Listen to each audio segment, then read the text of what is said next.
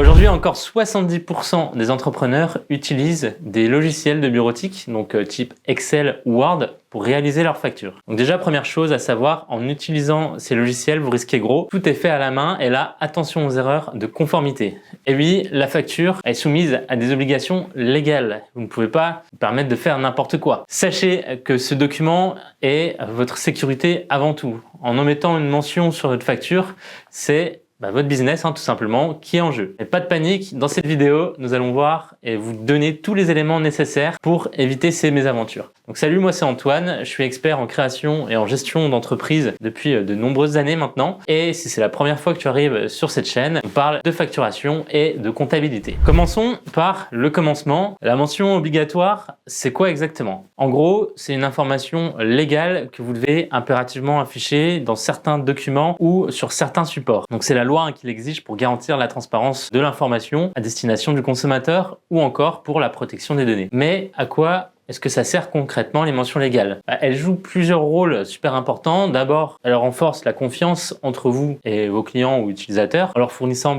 les infos claires et précises sur vos produits, sur vos services. Ensuite, elles vous protègent, vous et votre activité, bien sûr, en vous assurant que vous respectez la législation en vigueur. Et enfin, ça contribue à créer un environnement global plus sûr et plus transparent dans notre modèle économique. Maintenant, la partie la plus croustillante, quelles sont ces fameuses mentions obligatoires? Alors attention, la liste, elle peut varier selon le secteur d'activité, mais on va voir ensemble les grandes lignes, celles qui régissent en tout cas le système la plupart du temps. Première chose au niveau des mentions obligatoires, c'est l'identification de la facture. Chaque facture doit avoir un numéro unique et indiquer clairement sa date d'émission. Ensuite, on va retrouver l'identification des parties. Donc là, c'est la raison sociale ou la dénomination sociale, le nom de la boîte, en somme, de votre entreprise, l'adresse du siège et si elle diffère, l'adresse de facturation, le numéro SIREN et le numéro SIRET, la forme juridique de l'entreprise, le montant du capital social, donc là plutôt pour les sociétés, et le numéro d'identification à la TVA. Ces informations concernent à la fois votre entreprise et votre client, incluant les détails juridiques et fiscaux. Donc on va retrouver l'identité du client, donc le nom s'il s'agit d'un particulier, la dénomination sociale bien sûr s'il s'agit d'un professionnel, d'une société, l'adresse du client, l'adresse de livraison, l'adresse de facturation également si encore une fois elle est différente. C'est des informations qui sont essentielles pour identifier le client, donc que ce soit un pro ou un particulier. Ensuite, vous devez clairement identifier les produits et les services. Donc, la nature des produits et des services, donc la marque potentielle, la référence des produits, quantité, prix unitaire, taux de TVA. On a aussi remise, total hors taxe, total TTC et les éventuelles réductions qui peuvent réduire le montant de la facture. Donc, il faut un détail précis sur ce qui est vendu ou fourni, y compris les aspects fiscaux et les aspects de réduction comme on vient de le voir. Ensuite, en mention légale, on doit retrouver l'identification du paiement, donc les délais de paiement, la date limite de paiement, les conditions d'escompte, les taux de pénalité sont des informations cruciales justement sur les modalités et les conditions de paiement. Si tu as besoin de plus d'informations, notre article de blog d'ailleurs se trouve dans la description. Attendez, ce n'est pas tout. Vous vous demandez peut-être s'il y a des mentions spécifiques selon mon activité et ma clientèle. La réponse, vous allez vous en douter, c'est oui, selon votre secteur d'activité et le type de clientèle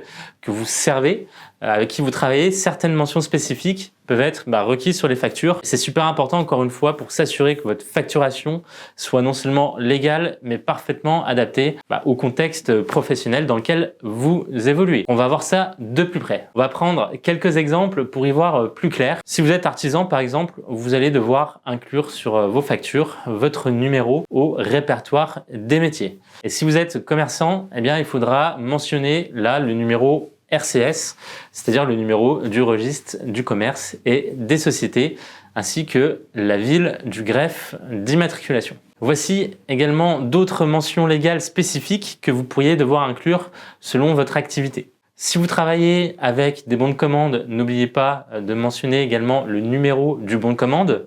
Pour certains biens, la mention de la garantie légale de conformité et sa durée est également quelque chose de crucial à faire apparaître.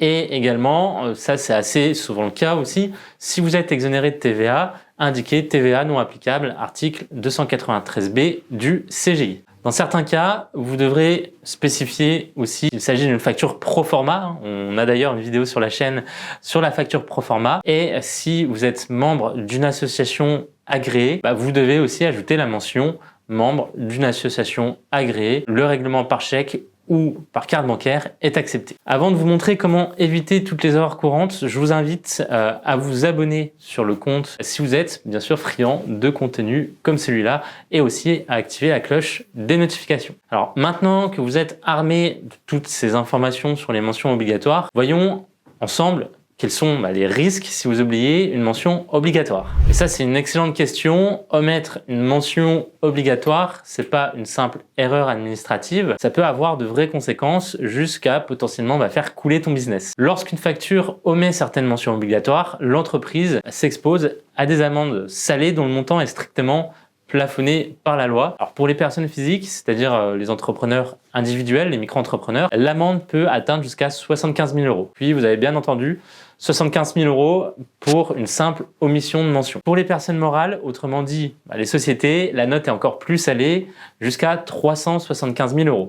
Donc c'est une somme qui peut là sérieusement impacter, vous l'aurez compris, la santé financière d'une entreprise. Et si vous pensez que ça s'arrête là, détrompez-vous. En cas de réitération des manquements dans les 2 ans suivant une éventuelle première sanction, les amendes, elles font x2. Le Code général des impôts ajoute une couche supplémentaire en précisant toute omission ou inexactitude constatée dans la facture donne lieu à l'application d'une amende de 15 € par omission ou inexactitude. Et attention, cette amende, elle est plafonnée à 25% du montant total de la facture, donc ça peut vite arriver à des sommes très conséquentes. Alors comment éviter de tomber dans ce piège? Heureusement, il existe des solutions pratiques et efficaces pour vous assurer que vos factures soient toujours bien conformes. L'une de ces solutions est l'utilisation de logiciels de facturation. Donc ce qui va les distinguer, c'est leur capacité à simplifier le processus de facturation tout en assurant bien sûr la bonne conformité avec la réglementation, les réglementations en vigueur. En 3 points, l'utilisation d'un logiciel de facturation, c'est l'automatisation donc de la création des factures en intégrant toutes les mentions obligatoires requises par la loi. Plus besoin de vérifier manuellement chaque facture pour vous assurer qu'elle contient toutes les infos nécessaires.